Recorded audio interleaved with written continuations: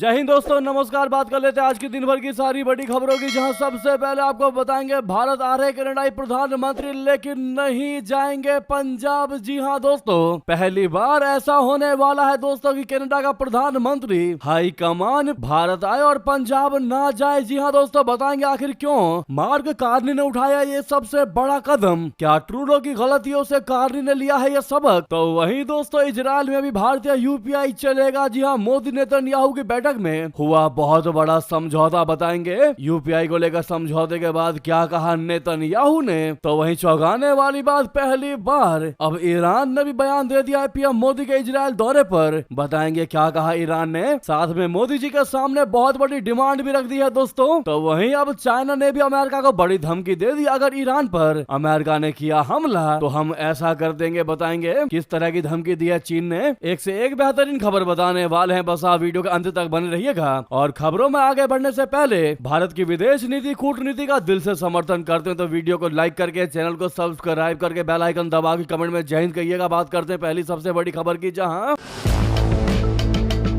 प्रधानमंत्री mark Carney 27 फरवरी को भारत दौरे पर आ रहे हैं। कार्नी की ये भारत यात्रा सिर्फ एक राजनयिक औपचारिकता नहीं है, बल्कि ये दोनों देशों के बीच पिछले 3 वर्षों से जमी बर्फ को पिघलाने की एक बहुत बड़ी कोशिश है। भारत और कनाडा के संबंधों में हाल के वर्षों में आई कड़वाहट को देखते हुए इस यात्रा को एक स्ट्रेटेजिक रीसेट यानी कि रणनीतिक सुधार के रूप में देखा जा रहा है। प्रधानमंत्री कार्नी की ये यात्रा मुंबई से शुरू होकर नई दिल्ली में प्रधानमंत्री नरेंद्र मोदी के साथ उच्च स्तरीय वार्ता पर समाप्त होगी। लेकिन इसमें ट्विस्ट है दोस्तों, इस दौरे का सबसे बड़ा ट्विस्ट यह है कि कार्नी दशकों में ऐसे पहले प्रधानमंत्री होंगे जो भारत दौरे में भी पंजाब नहीं जाएंगे। ये चौंकाने वाली बात, चौंकाने वाला अपडेट है दोस्तों आपके सामने। इससे साफ संकेत मिलता है कि कनाडा अब अपनी विदेश नीति को घरेलू वोट बैंक की राजनीति से अलग कर भारत से संबंध मजबूत करने की दिशा में लेकर जा रहा है। भारत और कनाडा के संबंध ऐतिहासिक रूप से लोकतांत्रिक मूल्यों और मजबूत व्यापारिक हितों पर आधारित रहे हैं, लेकिन 2023 के बाद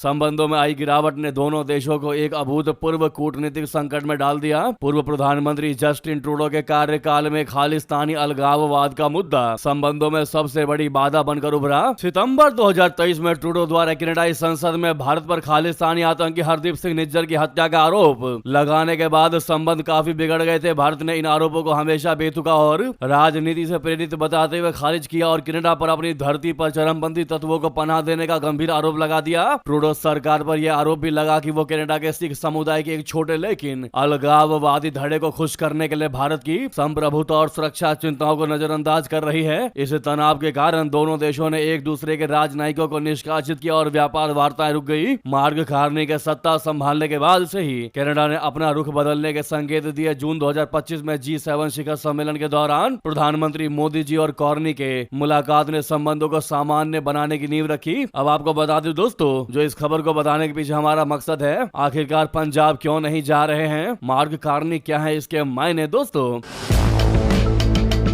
कनाडाई पीएम कार्नी की भारत यात्रा का सबसे खास बात यही है जो उनके कार्यक्रम में शामिल नहीं है, पंजाब का दौरा। जी हां, पिछले दशकों में कनाडा के प्रधानमंत्री चाहे स्टीफन हार्पर हों या जस्टिन ट्रूडो अमृतसर के स्वर्ण मंदिर अवश्य जाते रहे हैं। एक बार भी ऐसा नहीं हुआ है कि कोई प्रधानमंत्री कनाडा का भारत आया हो और वो पंजाब दौरे पर ना गया हो। ये कनाडा में रह रहे करीब 8 लाख पंजाबी सिखों के प्रति एक राजनीतिक संदेश माना जाता था। हालत ये थे कि जस्टिन ट्रूडो की सरकार में भी खालिस्तान समर्थक पार्टियां शामिल थी। कार्नी का पंजाब ना जाना एक बड़ा कूटनीतिक संकेत है। इसका साफ मतलब है कि उनकी सरकार भारत के साथ संबंधों को किसी एक राज्य या समुदाय के नजरिए से नहीं देख रही। कनाडाई प्रधानमंत्री कार्यालय ने स्पष्ट कर दिया है कि कार्नी का फोकस व्यापार और आर्थिक संबंधों पर है, जबकि सांस्कृतिक जुड़ाव कनाडा में ही किया जाएगा। भारतीय विशेषज्ञ इसे डिहाइफनेशन की नीति मानते हैं, जहां द्विपक्षीय संबंधों को घरेलू राजनीति से अलग किया जा रहा है। ये नई दिल्ली के लिए राहत की बात है, क्योंकि भारत लंबे समय से कनाडा से अलगाववादी तत्वों पर सख्ती की मांग करता रहा है। इसका दूसरा बड़ा कारण दोस्तों आप बदलता वर्ल्ड ऑर्डर और प्रवासन भी समझ सकते हैं, यानी अमेरिका में डोनाल्ड ट्रंप की वापसी और संरक्षणवादी नीतियों ने कनाडा को व्यापारिक साझेदारों में विविधता यानी डाइवर्सिटी लाने पर मजबूर कर दिया है। कार्नी ने कहा है कि एक अनिश्चित दुनिया में कनाडा उन चीजों पर ध्यान केंद्रित कर रहा है जिन्हें वो नियंत्रित कर सकता है। इसका मतलब हुआ कि कनाडा अब भारत, ऑस्ट्रेलिया और जापान जैसी समान विचारधारा वाली शक्तियों के साथ मजबूत गठजोड़ बना रहा है। है। दोस्तों ये बहुत बड़ी जानकारी, बहुत बड़ा अपडेट है कि मार्क कार्नी भारत अवश्य आएंगे, मुंबई से दिल्ली जाएंगे लेकिन पंजाब दौरे पर नहीं जाएंगे। दोस्तों ऐसे में मार्क कार्नी ने यह फैसला लेकर, यह जानकारी देकर साफ क्लियरली बता दिया है कि वो भारत के साथ एक देश के रूप में व्यापार करना चाहते हैं, देश के रूप में आगे बढ़ना चाहते हैं, ना कि हम भारत को सिर्फ पंजाब की वजह से याद करेंगे। ये बहुत बड़ा मैसेज उन्होंने दिया है जो भारत के लिए बड़ी ही पॉजिटिव खबर है। अगर आप भी मानते हैं कि वाकई में मार्क कार्नी जो कर रहे हैं वो बेहतर है और ऐसा ही होना चाहिए, तो दोस्तों सबसे पहले तो आप लाइक का बटन दबाइएगा, लाइक नहीं किया है तो जरूर दबा दीजिएगा और कमेंट में mark Carney is doing well जरूर लिख दीजिएगा। दोस्तों तो वहीं अगली और बेहतरीन खबर की बात करते हैं, जहां पर प्रधानमंत्री नरेंद्र मोदी जी का इजराइल दौरे का आज आखिरी दिन है। मोदी जी दौरे के दूसरे दिन सबसे पहले यरूशलेम के होलोकॉस्ट मेमोरियल याद वाशेम पहुंचे। यहां उन्होंने हिटलर के नाजी शासन में मारे गए 60 लाख यहूदियों को श्रद्धांजलि दी। इसके बाद इजरायली राष्ट्रपति इसाक हरजोग से मुलाकात की। इस दौरान इसाक ने कहा कि भारत की अर्थव्यवस्था तेजी से बढ़ी है जो पूरी दुनिया का ध्यान खींच रही है। वहीं प्रधानमंत्री मोदी जी ने इजरायली राष्ट्रपति को भारत आने का भी न्योता दिया। फिर प्रधानमंत्री मोदी जी और इजरायली पीएम नेतन्याहू ने द्विपक्षीय मीटिंग के बाद जॉइंट प्रेस कॉन्फ्रेंस किया। इस दौरान बताया कि इजराइल में भी अब भारत का यूपीआई पेमेंट सिस्टम चलेगा। पीएम मोदी जी ने कहा कि भारत जल्द इजराइल के साथ फ्री ट्रेड एग्रीमेंट यानी एफटीए करेगा। मोदी जी बुधवार को इजराइल पहुंचे थे। नेतन्याहू और उनकी पत्नी सारा ने एयरपोर्ट पर मोदी जी को रिसीव किया था। इसके बाद पीएम मोदी ने इजरायली संसद नेसेट को भी संबोधित किया। उन्हें संसद का सर्वोच्च सम्मान speaker of the Knesset medal दिया गया। मोदी नेसेट को संबोधित करने वाले पहले भारतीय प्रधानमंत्री भी बन गए हैं। तो वहीं आपको बता दें, प्रधानमंत्री मोदी जी के इजराइल दौरे पर ईरान के विदेश मंत्री का आया सबसे पहला बयान। फलस्तीन पर कर दी बड़ी मांग, कह दिया इजराइल जाना दुर्भाग्यपूर्ण है मोदी जी का। जी हां, ईरान के विदेश मंत्री अब्बास अरागची ने भारत के प्रधानमंत्री नरेंद्र मोदी जी की इजराइल यात्रा को दुर्भाग्यपूर्ण बताया। उन्होंने गाजा में इजराइल की मिलिट्री कार्रवाई की आलोचना की और उम्मीद जताई कि प्रधानमंत्री मोदी जी अपने दौरे में फलस्तीनी लोगों के अधिकारों का मुद्दा अवश्य उठाएंगे। अरागची ने कहा कि गाजा में इजराइल की कार्रवाई नरसंहार के बराबर है और नरसंहार करने वाले शासन के साथ जुड़ने को तेहरान सही नहीं समझता है। हालांकि उन्होंने कहा कि फैसला करने का हक भारत का है।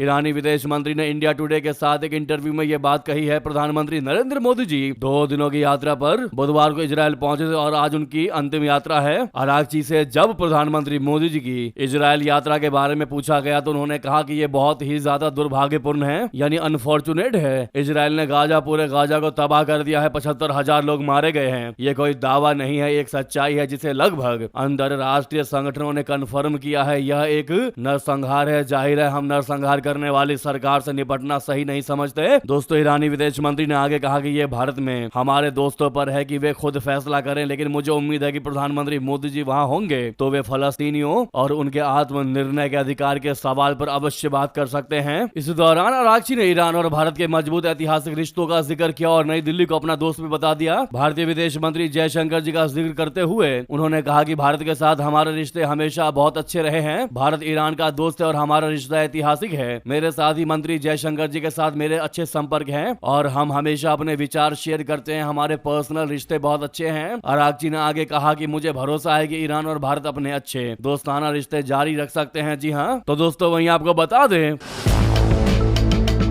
तो उधर चीन ने भी अमेरिका को बहुत बड़ी धमकी दे दी। कह दिया अगर ईरान पर हमला किया तो तुरंत रोक देंगे रेयर मेटल का एक्सपोर्ट। जी हाँ, अमेरिका से तनाव के बीच चीन खुलकर ईरान के साथ आ गया है। दोस्तों चाइना ने वॉशिंगटन को धमकी दिया कि अगर उसने तेहरान पर हमला किया तो उसका रेयर मेटल का एक्सपोर्ट तुरंत रोक दिया जाएगा। इसमें जरा भी देर नहीं लगाया जाएगा। अमेरिका चीन से ही रेयर मेटल खरीदता है। दुनिया में चीन के पास सबसे ज्यादा रेयर मेटल है। चीन ने यह धमकी ऐसे वक्त में ऐसे समय में दी है जब जिनेवा में तेहरान और वॉशिंगटन के बीच ओमान की मध्यस्थता में बैठक होनी है। चीन टुडे के मुताबिक बीजिंग के इस एक्शन से 48 घंटे के भीतर अमेरिका का सैन्य उद्योग ठप पड़ जाएगा। रेयर मेटल का इस्तेमाल सेना के हथियार उत्पादन और रडार सिस्टम को सेट करने में किया जाता है। यूएस आर्मी की रिपोर्ट के अनुसार मिसाइल गाइडेड सिस्टम और फाइटर जेट्स के इंजन में रेयर मेटल का ही इस्तेमाल किया जाता है। अमेरिका का सबसे खतरनाक F-35 में जमकर इसका इस्तेमाल किया गया है। CRS रिपोर्ट के अनुसार अमेरिका के कुल खर्च का 5% रेयर मेटल सैन्य उत्पादन में इस्तेमाल किया जाता है। इसके अलावा रेयर मेटल का उपयोग अमेरिका इलेक्ट्रॉनिक चिप बनाने में करता है। अमेरिका की कुल खपत का 90% तक रेयर मेटल चीन से आता है। ऐसे में अमेरिका के लिए ये धमकी काफी अहम है। दोस्तों, समाचार एजेंसी रॉयटर्स के अनुसार चाइना ईरान को हथियार बेचने की भी तैयारी कर रहा है। ईरान चाइना से सुपरसोनिक एंटीशिप मिसाइलें खरीदना चाहता है, जिसको लेकर लगभग सहमति बन चुकी है। डील के तहत ईरान को चाइना से CM-302 मिसाइलों का जखीरा मिलेगा। ये सुपरसोनिक मिसाइलें लगभग 290 किलोमीटर की मारक क्षमता रखती हैं। इससे मिडल ईस्ट के अमेरिकी बेस आसानी से तबाह हो सकते हैं। साथ ही साथ बता दें, उधर अमेरिकी उपराष्ट्रपति ने भी कह दिया कि ईरान आतंकवाद का सबसे बड़ा गढ़ है। सनकी और क्रूर शासन को परमाणु हथियार रखने की बिल्कुल भी अनुमति नहीं दे सकते। जी हाँ, मिडल ईस्ट में अमेरिकी वॉरशिप और सैनिकों की तैनाती के बीच उपराष्ट्रपति JD वेंस ने ईरान को सख्त से सख्त संदेश दे दिया। उन्होंने कहा कि अमेरिका की कूटनीति को कमजोरी ना समझा जाए और जरूरत पड़ी तो सैन्य विकल्प भी इस्तेमाल होगा। वेंस ने कहा कि सैन्य कार्रवाई की धमकियों को गंभीरता से लिया जाना चाहिए। फॉक्स न्यूज से बातचीत में वेंस ने कहा कि हमें ऐसी स्थिति में पहुंचना होगा जहां ईरान, जो दुनिया में आतंकवाद का सबसे बड़ा गढ़ है, परमाणु आतंकवाद से दुनिया को धमकी न दे सके। सन की क्रूर और दुनिया के सबसे खतरनाक शासन को परमाणु हथियार रखने की बिल्कुल भी इजाजत नहीं दी जा सकती। उन्होंने कहा कि राष्ट्रपति ट्रंप कूटनीतिक समाधान चाहते हैं, लेकिन उनके पास अन्य विकल्प भी मौजूद हैं और वे उनका इस्तेमाल करने की इच्छा दिखा चुके हैं। ट्रंप ने बुधवार को संसद में अपने संबोधन के दौरान आरोप लगाया था कि ईरान अमेरिका तक मार करने में सक्षम मिसाइलें विकसित कर रहा है। उन्होंने ये भी कहा कि ईरान पिछले साल अमेरिकी हमलों के बाद अपने परमाणु कार्यक्रम को दोबारा खड़ा करने की कोशिश कर रहा है। साथ ही साथ आपको बता दें, रशिया की सेना में चीनी भी होंगे शामिल। बीजिंग ने नागरिकों के लिए जारी कर दिया नोटिफिकेशन। जी हां, रशिया में रह रहे चीनी नागरिकों को लेकर एक नई चर्चा शुरू हो गई है। दोस्तों, चौंका देने वाली खबर आई है। व्लादिवोस्तोक स्थित चीनी वाणिज्य दूतावास ने एक नोटिस जारी करके बताया है कि रशिया के नए नियमों के तहत लंबी अवधि की रेजिडेंसी यानी अस्थायी निवास के लिए आवेदन करने वाले 18 से 65 साल के विदेशी पुरुषों को कम से कम 1 साल रूसी सेना में सेवा देने के लिए सहमत होना पड़ सकता है। यह नियम ऐसे समय आया है जब व्लादिमीर पुतिन की सरकार यूक्रेन युद्ध के बीच सैन्य बल बढ़ाने की कोशिश में जुटी है। रूसी सरकारी एजेंसी तास की रिपोर्ट के अनुसार 5 नवंबर को राष्ट्रपति पुतिन ने एक डिक्री पर हस्ताक्षर किए, जिसमें विदेशी नागरिकों को नागरिकता और अस्थायी निवास देने की अस्थायी प्रक्रिया लागू की गई है। नए प्रावधानों के अनुसार 18 से 65 साल के विदेशी पुरुषों को रूसी सेना में कम से कम 1 साल की सेवा के लिए कॉन्ट्रैक्ट साइन करना पड़ सकता है। जिन लोगों ने पहले सैन्य सेवा की है या जिन्हें मेडिकल आधार पर छूट मिली है, वे दस्तावेज देकर इससे बच सकते हैं। ये नियम रशिया के करीबी सहयोगी बेलारूस के नागरिकों पर लागू नहीं होगा।